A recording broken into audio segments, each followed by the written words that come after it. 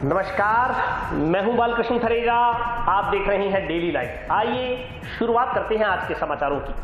अखिल भारतीय बिश्नोई युवा संगठन व एबीवीपी कार्यकर्ताओं ने मंगलवार को राज्य सरकार से पुलिस निरीक्षक विष्णुदत्त बिश्नोई के आत्महत्या प्रकरण की सीबीआई से जांच करवाने की मांग की। चूरू जिले के राजगढ़ थाना प्रभारी विष्णुदत्त बिश्नोई के आत्महत्या मामले की जांच सीबीआई से करवाने की मांग को लेकर मंगलवार को अखिल भारतीय युवा संगठन के सदस्यों ने मुख्यमंत्री के नाम का जिला कलेक्टर को ज्ञापन सौंपा। इस मौके पर संगठन सदस्यों ने कहा कि पुलिस निरीक्षक विष्णुदत्त बिश्नोई राजस्थान पुलिस के ईमानदार, कर्तव्यनिष्ठ व जांबाज अधिकारी थे। वे अपनी प्रथम नियुक्ति से लेकर अब तक जिस भी क्षेत्र में रहे, अपनी कर्तव्य निष्ठा से आम जनता, पुलिस विभाग व कानून के प्रति पूरी तरह जवाबदेही बने रहे। कानूनी रूप से आम जन को न्याय, सभी वर्गों के प्रति सौहार्द, सामंजस्य कायम रखना, अपराधियों, नशाखोरों, सट्टेबाजों के खिलाफ कानूनी कार्रवाई को प्राथमिकता देना, थाना क्षेत्र में विकास कार्य जन भागीदारी से करवाना व आम जन में कानून के प्रति विश्वास कायम करना उनके असूलों में शामिल था। बीकानेर संभाग के जिस थाना क्षेत्र में बिश्नोई की नियुक्ति हुई, उस क्षेत्र की जनता को कानूनी रूप से न्याय दिलवाते हुए उन्होंने अपराधियों को सलाखों के पीछे पहुंचाया। ऐसा जांबाज अधिकारी कभी भी आत्महत्या जैसा कार्य नहीं कर सकता। संगठन सदस्यों ने आरोप लगाया कि अपराधियों, पुलिस व राजनेताओं का कथित नापाक गठजोड़ विष्णुदत्त बिश्नोई जैसे ईमानदार अधिकारी को लेड हुआ। अब इसे आत्महत्या का नाम दिया जा रहा है। इस निंदनीय प्रकरण की न्यायिक जांच केंद्रीय एजेंसी सीबीआई से करवाने की मांग समाज की 36 कौमों की ओर से एक स्वर में की जा रही है। ज्ञापन के अनुसार जिस किसी ने भी विष्णुदत्त को आत्महत्या के लिए मजबूर किया, उन लोगों के खिलाफ कार्रवाई होनी चाहिए। ज्ञापन देने वालों में विमल कीर्ति बिश्नोई, संदीप बिश्नोई, विवेक बिश्नोई, सुशील बिश्नोई, ओम बिश्नोई, जगजीत सरान सहित अन्य लोग मौजूद थे। इसी प्रकार अखिल भारतीय विद्यार्थी परिषद ने भी पुलिस निरीक्षक विष्णुदत्त बिश्नोई के आत्महत्या के मामले में सीबीआई जांच करवाने की मांग करते हुए मुख्यमंत्री के नाम का ज्ञापन जिला कलेक्टर को सौंपा। ज्ञापन में बताया गया है कि चूरू के राजगढ़ थाने में पदस्थापित पुलिस निरीक्षक विष्णुदत्त बिश्नोई द्वारा आत्महत्या किया जाना हृदय विदारक घटना है। उनके सुसाइड नोट में उन्होंने साफ साफ लिखा है कि मुझ पर दबाव बना जा रहा है। ऐसे में उनका आत्महत्या कर लेना प्रशासनिक व्यवस्था पर प्रश्न चिन्ह खड़ा करता है। इससे ईमानदार अधिकारियों का मनोबल कमजोर भी होता है। पीड़ित परिवार को न्याय मिले, इसलिए मामले की निष्पक्ष जांच सीबीआई से करवाई जानी चाहिए।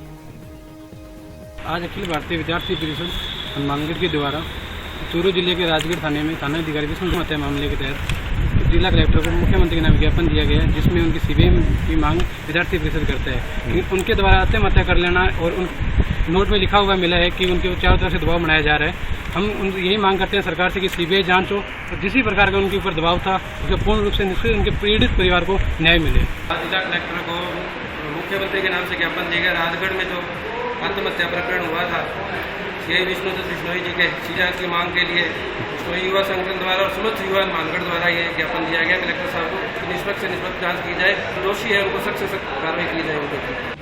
ये जो आत्महत्या वाला प्रकरण हुआ है विष्णुदत्त बिश्नोई जी का, उसकी निष्पक्ष सीबीआई जांच के लिए कलेक्टर साहब को ज्ञापन सौंपा है। उसकी निष्पक्ष जांच हो। राजस्थान नर्सिंग एसोसिएशन के पदाधिकारियों ने मुख्यमंत्री व चिकित्सा मंत्री को पत्र भेजकर मानदेय में बढ़ोतरी करने की मांग की है। मानदेय में बढ़ोतरी करने की मांग को लेकर राष्ट्रीय स्वास्थ्य मिशन नर्सिंग भर्ती जीएनएम नर्सिंग एसोसिएशन राजस्थान ने मंगलवार को मुख्यमंत्री व चिकित्सा मंत्री के नाम का ज्ञापन जिला कलेक्टर को सौंपा। ज्ञापन में कहा गया है कि वे राष्ट्रीय स्वास्थ्य मिशन ऑनलाइन परीक्षा जीएनएम नर्सिंग भर्ती के अल्प वेतन भोगी सरकार के कर्मचारी हैं, जिनकी आर्थिक हालत इतनी खराब है कि मजबूरी वश अनुचित कदम उठाने पड़ रहे हैं। ज्ञापन के अनुसार 6500 रूपए में परिवार चलाना तो दूर की बात, खुद कर्मचारी भरपेट भोजन तक नहीं कर सकता। कर्मचारी ही भुखमरी का शिकार हो रहे हैं, तो परिवार का पालन पोषण कैसे किया जा सकता है। उन्होंने कहा कि 3200 रूपए पाने वाले नर्सिंग कर्मचारी कोरोना महामारी में दिन रात एक कर प्रदेश को कोरोना मुक्त कराने के लिए लड़ रहे हैं और दुगनी शक्ति से कार्य कर रहे हैं, लेकिन सरकार उनकी तरफ ध्यान नहीं दे रही। कर्मचारियों ने अपनी समस्या बताते हुए चेतावनी दी कि इस महंगाई के दौर में 10 दिनों में नर्सिंग स्टाफ का वेतन बढ़ाकर 26,500 रूपए प्रति माह नहीं किया गया तो राजस्थान के सभी 33 जिलों के एनएचएम नर्सिंग कर्मचारी बेमियादी हड़ताल पर चले जाएंगे। फिर भी सरकार को कर्मचारियों की दशा नहीं दिखी तो जयपुर स्वास्थ्य विभाग के एमडी को कर्मचारी सामूहिक इस्तीफा देंगे। इस मौके पर राजेश कुमार, सीता कुमारी, इंदिरा कुमारी, अनीता देवी सहित अन्य नर्सिंग कर्मचारी मौजूद थे। 2016 की ट्रेनिंग अभी हुई है 2016 में। उसके अंदर क्या है कि हमारी पेमेंट 7,900 हुई है और हमें 6,900 ही मिल रहे हैं। तो हम ये चाहते हैं कि अदर स्टेट में 6,900 दिए जा रहे तो हमारा वेतन उनके समान ही किया जाए। क्या कलेक्टरों से तो उसको यही ज्ञापन दिया है कि हमारा वेतन भी यूपी भी नर्सेज के समान किया जाए, ताकि हमारा भी घर अच्छी तरह से चल सके और हमारा भी आराम से हो सके।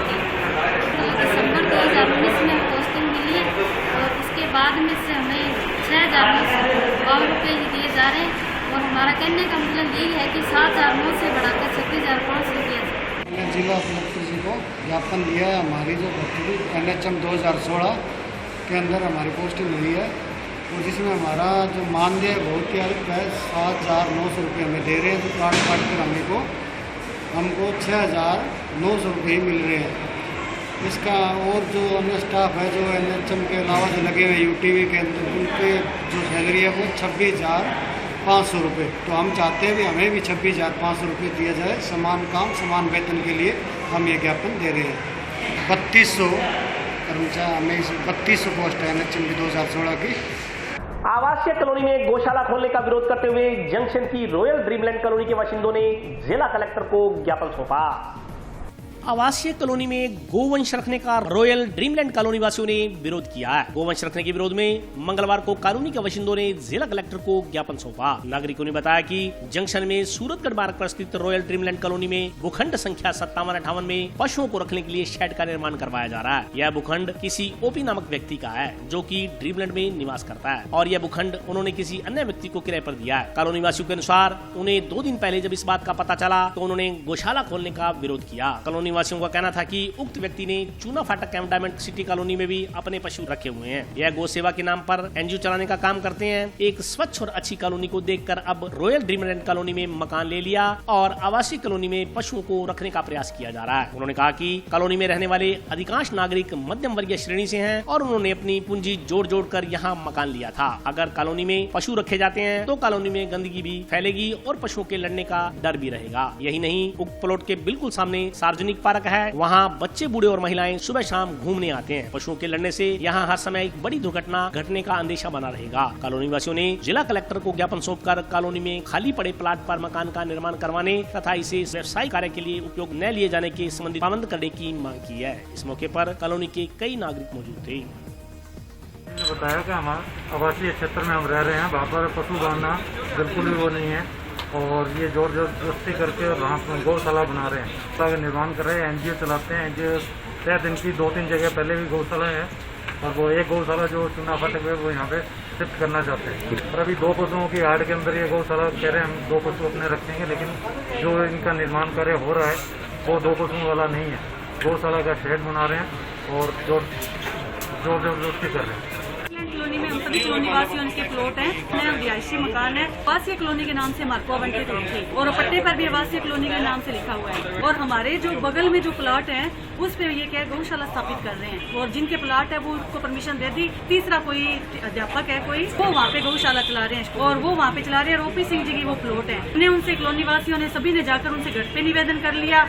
हम ऑफिस में गए, ऑफिस वालों ने भी उनको अपने तरीके से सब कुछ कह दिया। हालांकि अभी 10 मिनट पहले वहाँ पे वो रिपोर्टर भी आए थे, वो मौका देख के गए थे। उन्होंने भी ये कह दिया, कॉलोनी वासियों ने उनका जो थे वहाँ मैनेजमेंट संभाल रहे हैं, उन्होंने ये कह दिया भी हम इसका विरोध करते हैं, निवासियों के साथ है। हमने साफ तौर से ये कह दिया था यहाँ पे कोई भी पशु नहीं रखेगा, लेकिन ये वो मान ही नहीं रहे हैं। फिर हमने अपने प्रशासन की, फिर वो क्या किया, कल हम प्रशासन के SDM साहब के पेश हुए थे सभी लोग, तो सभी लोगों के फिर उन्होंने SDM साहब ने उनको त्वरित कार्यवाही करते हुए हमारा पूरा सहयोग दिया और उन्होंने क्या किया, फिर वहाँ पे वो भेजे, पुलिस जाब्ता भेजा, उन्होंने वो कार्य बंद करवा दिया। लेकिन वो आज सुबह होते ही फिर से कार्य शुरू हो गया।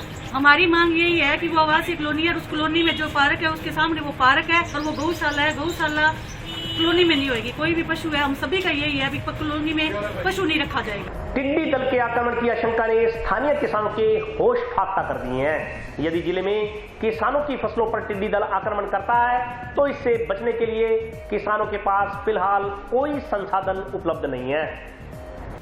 कोरोना संक्रमण के बीच राजस्थान सहित देश के लगभग 6 राज्यों में टिड्डी दल भी पूरे वेग से आक्रमण कर रही है। पिछली 11 अप्रैल को पाकिस्तान के रास्ते श्रीगंगानगर से राजस्थान में आना शुरू हुआ टिड्डी दल राज्य में अब तक 19 जिलों में घुस चुका है। वहीं टिड्डी दल का खौफ जिले के किसानों में भी बना हुआ है। आशंका जताई जा रही है कि टिड्डी दल हनुमानगढ़ में भी आक्रमण कर सकता है। स्थानीय किसानों ने बताया कि पिछले कई दशकों से टिड्डी दल का नाम तक क्षेत्र में नहीं सुना गया था, लेकिन अचानक इस तरह की समस्या आने से किसानों के पास इनसे निपटने के लिए संसाधन उपलब्ध उपलब्ध नहीं है। किसानों ने बताया कि टिड्डियों की इतनी बड़ी संख्या सैकड़ों एकड़ भूमि पर लहलहाती फसलों को कुछ ही देर में चट कर सकती है। न केवल फसल बल्कि टिड्डी दल पेड़ों की हरी पत्तियों तक को खा जाता है। यदि जिले में टिड्डी दल का आक्रमण होता है तो किसानों की फसलें बुरी तरह से नष्ट हो जाएंगी। खेतों में अभी कपास की फसलों की बुआई चल रही है, जिन्हें टिड्डी दल से भारी नुकसान होने की आशंका है। वहीं फल सब्जी की खेती करने वाले किसानों ने बताया कि लॉकडाउन और भीषण गर्मी ने पहले ही किसानों को बेहाल कर रखा था। अब इस तरह का कोई खतरा किसानों के लिए अभिशाप से कम नहीं है। लू के कारण खेतों में लगी सब्जियां पहले ही सड़ चुकी हैं। बची खुची सब्जियों को बेचकर वे अपना खर्च पूरे कर रहे थे। टिड्डी दल के आने से उन्हें काफी नुकसान हो सकता है। देखिए सर, ये अगर टिड्डी दल यहाँ आती है तो ये जितनी हरी भरी सब्जियाँ हैं, हरी फसल जो खड़ी है, पेड़ पौधे हैं, इनकी कोई भी पत्तियाँ कुछ नहीं रहेंगी, सब कुछ खा जाएंगे वो। इससे बहुत भारी नुकसान होगा। बचाव का उपाय तो हमारे पास तो क्या है, जो गवर्नमेंट करेगी, केंद्र सरकार करेगी या राज्य सरकार करेगी, वही होगा। नुकसान तो ये मान के चलो कुछ बचेगा तो है नहीं उसके अंदर, पत्तियाँ वगैरह इसी से वो भरण पोषण होता है, वो तो कुछ बचेगा नहीं। चलते आपके सामने ही है, फसलें सारी खराब होगी, सब्जियों की बिक्री हुई नहीं, आधे से ज़्यादा माल खेत के अंदर रह गया। गर्मी से तो है ही नुकसान, लू चल रही है अब इस टाइम, टेम्परेचर बहुत ज़्यादा है। सब्जियों में फल नहीं है, फल मतलब फल सब खत्म हो गया गर्मी से। तो कुछ पहले लॉकडाउन की वजह से 2 महीने सब्जी की तुड़ाई पूरी हो नहीं पाई, बिक्री नहीं हुई, इसलिए टिड्डी दल तो ये मतलब मैंने तो पहली बार ही सुना है। पहले तो कभी हुआ नहीं, भविष्य में अपने उम्र इतनी होगी कभी नहीं आई थी टिड्डी दल। बचाव किया जा सकता है, केंद्र सरकार राज्य सरकार जो करेंगे, दवाइयों का छिड़काव करें या दवाइयाँ अवेलेबल कराएं तो हो सकता है। जो अब की बात क्या है कि 1 साल से समाचार पत्रों में हर टिड्डी दल के बारे में सुन रहे हैं। इससे पहले मैं हनुमानगढ़ से बिलोंग करता हूँ, कई बार बीकानेर जाता हूँ तो सूरतगढ़ से बाहर निकलते हैं तो टीडी नियंत्रण एक विभाग है। मैं ये सोचता था कि ये टीडी नियंत्रण विभाग किस लिए है, इन सालों में कोई टीडी का प्रकोप तो है नहीं, परंतु पिछले साल से टीडी के बारे में अखबारों में भी पढ़ने को मिल रहा है, टीवी चैनल पे भी देखने को मिल रहा है, और हमारे क्षेत्र के अंदर भी सर्दियों के अंदर हमने हमारी फसलों में टीडी देखी थी और टीडी के लिए हमने स्प्रे भी किया था। हमने जैसे चना, सरसों और कणक की फसल थी तो उसके ऊपर हमने स्प्रे की। हाँ, ये ज़रूर था, भगवान का हम शुक्रिया अदा करते हैं कि उस वक्त जो टीडी का यहाँ पे प्रकोप हुआ, उस वक्त क्या था कि टीडियों की संख्या कम थी और हम उस पर आसानी से नियंत्रण पा लिया था। परंतु अब की बार अभी ना मानसून आया है ना कुछ और है, अभी भी टीडी के बारे में हमें सुनने को मिल रहा है। किसान वैसे ही मरा हुआ है इस साल। एक तो ये कोरोना की वजह से किसान की फसल नहीं बिक रही है, किसान दुखी है, एक मौसम साथ नहीं दे रहा है, कैसे तैसे करके उसने जैसे नरमे की फसल है, धान की नर्सरी है, इन चीज़ों को लगाया है, और ये जो टीडी के बारे में सुन रहा है तो उसे कोई छोटा सा पतंगा भी दिखाई देता है तो उसे टीडी दिखाई देता है, तो किसान चिंतित है। अब आए दिन सुनने को मिल रहा है कि टीडी यहाँ पर आ गई, वहाँ पर आ गई। अब वो टीडी आएगी कब, उससे पहले किसान क्या है कि उसके खौफ से ही बेहाल है। तो प्रशासन को चाहिए कि इसके लिए प्रिकॉशनरी व्यवस्था करनी चाहिए, किसानों को जागरूक करना चाहिए। हम किसानों की तरफ से ये है कि सरकार को पहले ही एहतियाती कदम उठाकर इसको नियंत्रण में कर लेना चाहिए। यदि टीडी का प्रकोप नरमे की फसल अभी प्रारंभिक अवस्था में है, हम उसे शिशु अवस्था कह सकते हैं, अभी यदि इसके ऊपर टीडी का प्रकोप हो जाता है तो किसान वैसे ही मरा हुआ है और मर जाएगा और उसको उठाने वाला कोई भी नहीं है। जिला कलेक्टर जाकिर हुसैन ने मंगलवार को बिजली पानी व मौसमी बीमारियों के संदर्भ में प्रशासनिक अधिकारियों की बैठक ली। इस दौरान कलेक्टर ने विभागीय अधिकारियों को आवश्यक दिशा निर्देश जारी किए। बिजली पानी व मौसमी बीमारियों के संदर्भ में मंगलवार को कलेक्ट्रेट सभागार में बैठक का आयोजन किया गया। बैठक की अध्यक्षता जिला कलेक्टर जाकिर हुसैन ने की। इस दौरान सोशल डिस्टेंसिंग के नियमों का खास ध्यान रखा गया। सभी अधिकारी एक दूसरे से दूरी बनाकर बैठे नजर आए। इस दौरान लॉकडाउन के चलते आमजन को बिजली व पानी को लेकर हो रही परेशानियों के संदर्भ में कलेक्टर ने विद्युत विभाग व जलदाय विभाग के अधिकारियों से जानकारी लेते हुए आवश्यक दिशा निर्देश जारी किए। बैठक में प्रशासनिक व्यवस्थाओं सहित कार्यालयों में चल रहे राजस्व कार्यों की समीक्षा की गई। इसके अलावा मौसमी बीमारियों सहित लू के कारण जारी मौसम विभाग के रेड अलर्ट के मद्देनजर शहर में पानी के छिड़काव के लिए कलेक्टर ने नगर परिषद अधिकारियों को निर्देशित किया।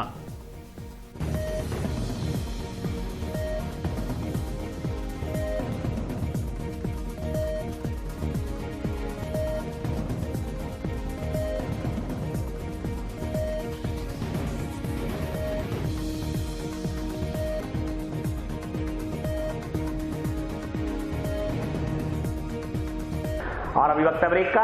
हाजिर होता हूं छोटे से ब्रेक के बाद।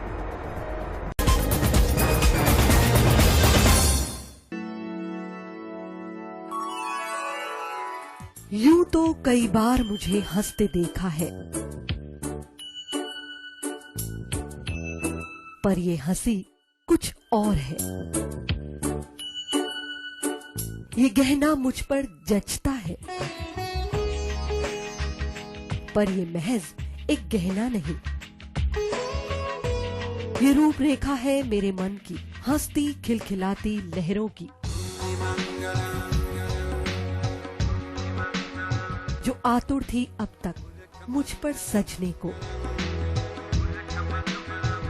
इसलिए ये गहना ही मेरा सच्चा श्रृंगार है, श्रृंगार है, श्रृंगार है।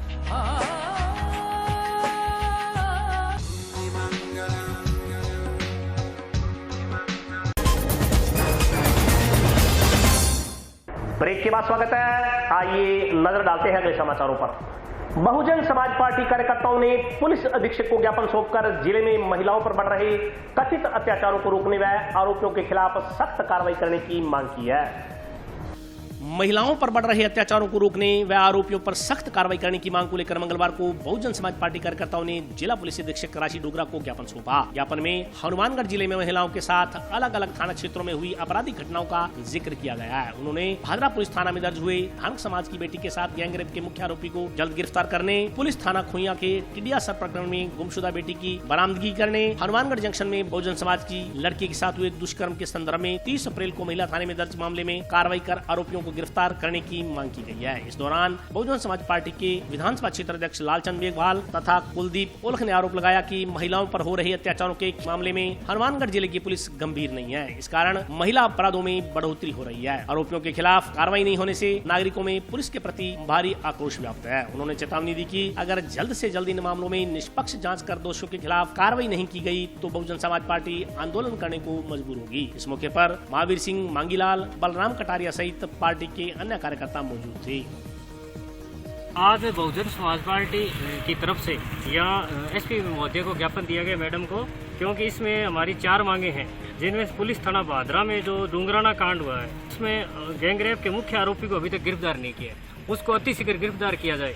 और दूसरी हमारी मांग है खुइया थाना के अंदर दाफा देवी पुत्र मांगीलाल ढाणक टीडिया सर प्रकरण में जो इनका अपहरण हुआ है इस बच्ची का, उस अपहरणकर्ताओं का नाम दे दिया गया थाने में, नामजद आरोपी है, पुलिस अभी तक उनसे ठोस कोई कार्रवाई नहीं कर रही। अगर सख्ती से पूछताछ करे तो शीघ्र उस बच्ची को बरामद किया जा सकता है, लेकिन पुलिस का ढीलापन चल रहा है। और तीसरा नंबर FIR जो रोडावाड़ी के अंदर दलित बच्चों के साथ निर्ममतापूर्वक मार पिटाई की है, जबकि पुलिस कुछ गंभीर कार्रवाई नहीं करी है। दलित बच्चों के साथ ऐसी पिटाई हो रही है, आए दिन दलितों पे अत्याचार बढ़ रहे हैं। और एक प्रकरण एसपी महोदय के नाक के नीचे जो हनुमानगढ़ हाउसिंग बोर्ड का मामला है, दलित बच्ची के साथ रेप हुआ है। होने के बाद 24/4 को रेप होता है, 25/4 को पीड़िता जाती है थाने के अंदर मुकदमा दर्ज कराने, मुकदमा को दबाया जाता है 5-6 दिन बाद। 30 तारीख को सामाजिक संगठन का पदाधिकारी मैं जाकर जब दबाव बनाते हैं तब 30 तारीख को मुकदमा दर्ज होता है। मुकदमा दर्ज होने के आज तक उसमें एक भी गिरफ्तारी नहीं हुई है। जब पुलिस से पूछा गया जांच अधिकारी से तो वो कहता है बच्ची नाबालिग है, लेकिन उसका अभी तक डॉक्यूमेंट नहीं है, जबकि पुलकित स्कूल हनुमानगढ़ से बच्ची 8वीं क्लास में पढ़ रही है।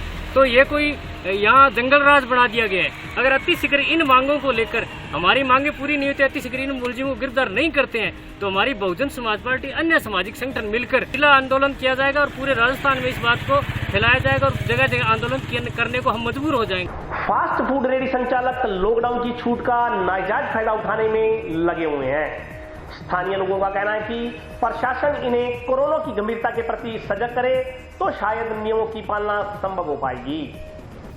टाउन मुख्य बाजार में फास्ट फूड रेडी संचालक लॉकडाउन के नियमों को ताक पर रखकर संक्रमण को निमंत्रण दे रहे हैं। उल्लेखनीय है कि प्रशासन द्वारा छूट मिलने के बाद सोमवार से बाजार में फास्ट फूड का काम करने वाले रेडी संचालकों को सोशल डिस्टेंसिंग के नियमों की पालना करते हुए टेक अवे की अनुमति दी गई थी, लेकिन रेडी संचालक सोशल डिस्टेंसिंग छोड़ हाइजीन के मामले में भी कोई एहतियात नहीं बरत रहे। रेडियो पर भले ही सूचना के तौर पर टेक अवे की तख्तियां लटका दी गई हों, लेकिन छूट मिलने के बाद लापरवाहियां बढ़ती जा रही है। 2 महीने तक लॉकडाउन के दौरान घरों में रहने के बावजूद कि शहर में कोविड-19 संक्रमण के खतरे को कितनी गंभीरता से अमल में लाया जा रहा है, इसका कोई भी सहज ही अनुमान लगा सकता है। फास्ट फूड रेहड़ी संचालकों से जब इस संदर्भ में सवाल किए गए तो उनका कहना था कि 2 महीने बीत चुके हैं, अब काम तो करना ही पड़ेगा। जब नियमों की पालना के बारे में पूछा गया तो रेहड़ी संचालकों के पास इसका कोई उत्तर नहीं था। रेस्टोरेंट्स में जहां होम डिलीवरी और टेक अवे की सर्विसेज को अनुमति दी गई है, वहीं दूसरी तरफ फास्ट फूड रेहड़ी संचालक नियमों को दरकिनार रखते हुए ग्राहकों को रेहड़ियों के पास ही फास्ट फूड सर्व कर रहे हैं। इस बारे में भी जब सवाल किया गया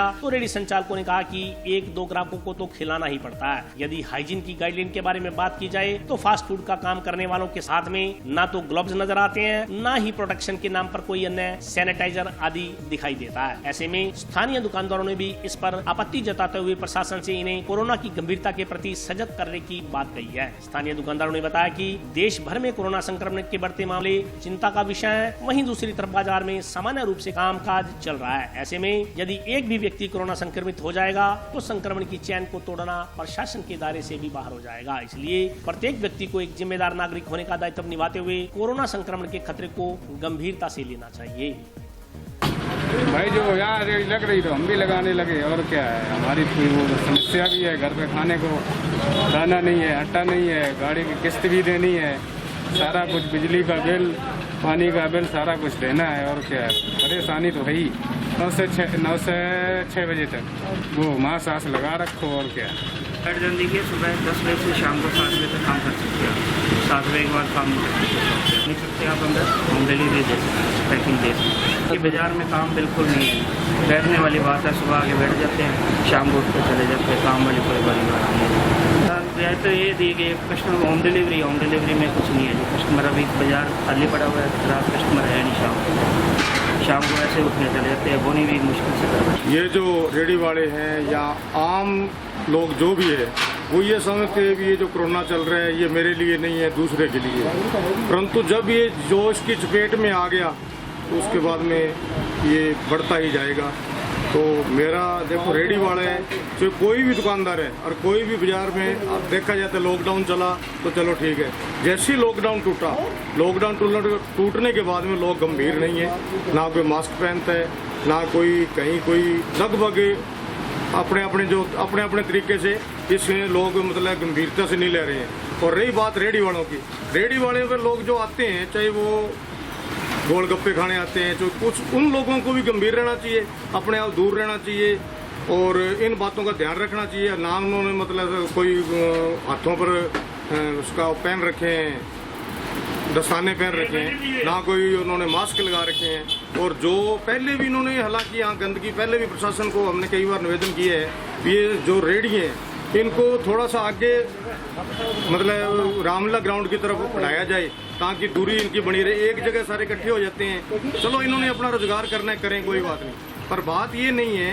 कि रोजगार के साथ साथ हर चीज़ का ध्यान रखना चाहिए। पहले से भी ये इस तरह की बरतते हैं जो ध्यान नहीं रखते बिल्कुल ही, और अभी भी भीड़ कर रखी है मौके पर, और इस तरह से रहता है इनका। जब से ये मतलब इनको कलेक्टर साहब को भी पाबंद करना चाहिए, हम लोग सभी लोग उस टाइम से जब से कोरोना का हुआ है और प्रशासन जब से लग रहा है, इधर प्रशासन का इतना खर्च हो रहा है, इसके साथ साथ लोगों को भी इस तरफ ध्यान रखना चाहिए। उनका एक ही सोच है, चाहे मेरी है, चाहे आपकी है, चाहे उनकी है, वो एक ही सोचता है भी ठीक है भी ये कोरोना है, जो ऐसे ही प्रशासन ऐसे कह रहे हैं, परंतु मेरा सभी से निवेदन है कि इसको गंभीरता से ले, और गंभीरता से लेने से ही काम चलेगा। अगर जिस दिन ये कोरोना ने अपनी जगह बना ली तो लोग भागे फिरेंगे। कृषि उपज मंडी समिति कार्यालय में सरसों फसल की गुणवत्ता जांच करवाने आए किसान सोशल डिस्टेंसिंग के नियमों का उल्लंघन करते नजर आए।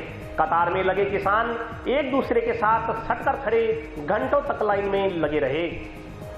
टाउन धानमंडी स्थित कृषि उपज मंडी समिति कार्यालय में सरसों की फसल की गुणवत्ता जांच हेतु सैंपल लेकर आए किसान कतारों में सोशल डिस्टेंसिंग के नियमों की धज्जियां उड़ाते नजर आए। सैंपल जांच करवाने आए किसानों ने बताया कि वे सुबह करीब 9 बजे से लाइन में लगे हुए हैं। भीड़ ज्यादा होने व गर्मी के कारण कतारों में एक दूसरे से सटकर खड़ा होना पड़ रहा है। सोशल डिस्टेंसिंग की अनदेखी के अलावा भी कतारों में कई किसान बिना मास्क के नजर आए। एक तरफ जहाँ देश में कोरोना के मामले थमने का नाम नहीं ले रहे, वहीं दूसरी तरफ इस तरह कार्यालयों के बाहर लगी कतारें सबके लिए चिंता का विषय है। कोरोना से बचाव के लिए जारी गाइडलाइन की पालना करवाने के लिए स्थानीय राजकीय कार्यालय प्रबंधन समय भी नियमों को लेकर सचेत नहीं है। जब मंडी समिति के नुमाइंदों से बात की गई तो उनका कहना था कि उनके द्वारा सोशल डिस्टेंसिंग बनाने के लिए किसानों को कहा गया था, लेकिन केवल कहने से नियमों का कोई पालन नहीं करता। जैसे ही इस संदर्भ में मंडी समिति अधिकारियों से बात हुई तो किसानों को तुरंत प्रभाव से लाइन में खड़ा कर सोशल डिस्टेंसिंग बनवाई गई, लेकिन लाख प्रयास के बावजूद कार्यालय के बाहर सोशल डिस्टेंसिंग को लेकर व्यवस्था नहीं होने के कारण किसान एक दूसरे से सटकर ही खड़े रहे।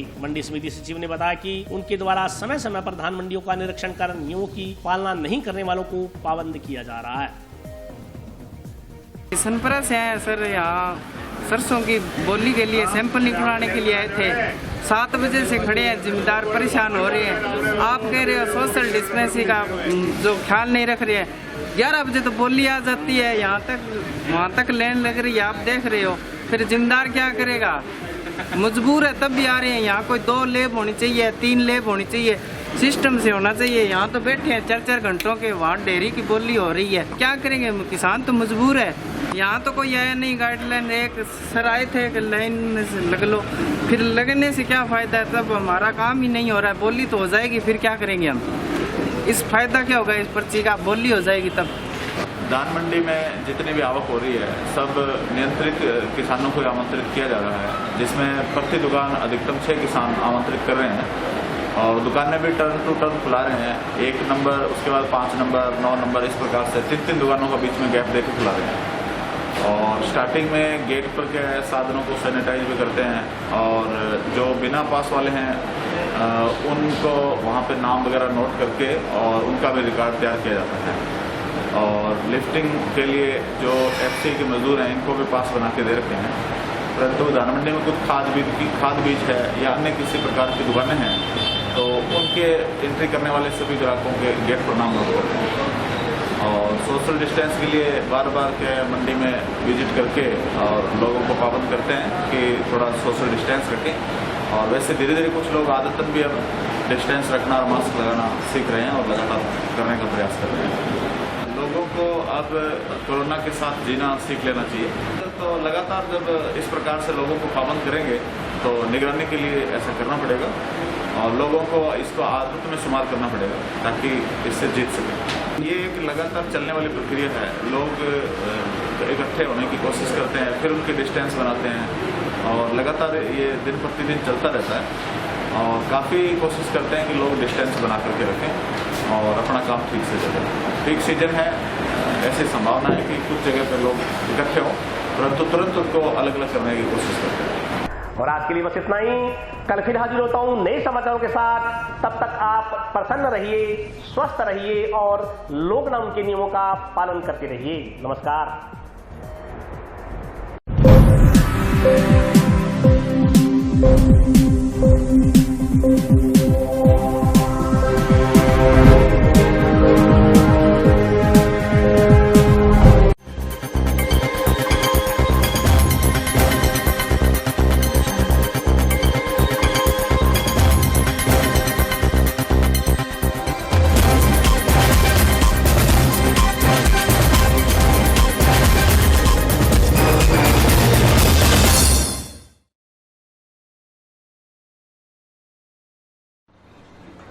ਆ ਫੜ ਆਪਦਾ ਛੱਲਾ, ਆਪਣੇ ਨਹੀਂ ਨਿਭ ਸਕਦੀ।